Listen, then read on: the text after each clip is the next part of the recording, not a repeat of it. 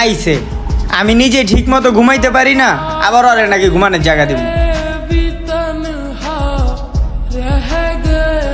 হালার যে বন্ধুরা এত উপকার করলাম, রাইতের রাইত মনে করলাম না, দিনের দিন মনে করলাম না, ওই বন্ধুই আমার বিপদের সময় আমার থেকে মুখটা ঘুরাই নিল। হালার মা বাবা ঠিকই কইতো, দুই বেলা তোমার সবাই খাইতে দিব, কিন্তু কেউ তোমার থাকতে দিব না। এটাই হইলো বাস্তব কথা।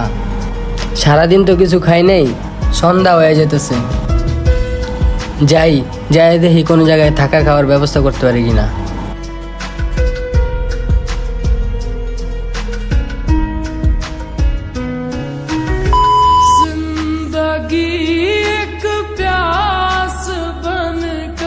ওই বন্ধু একটা নল আইতাছি, চলো রে আজকে কাচারিটা দিয়ে দেই। কই? ওই যে। চল দিলে ওর এই কাচানিটা দিয়া দিই। হ বন্ধু চল।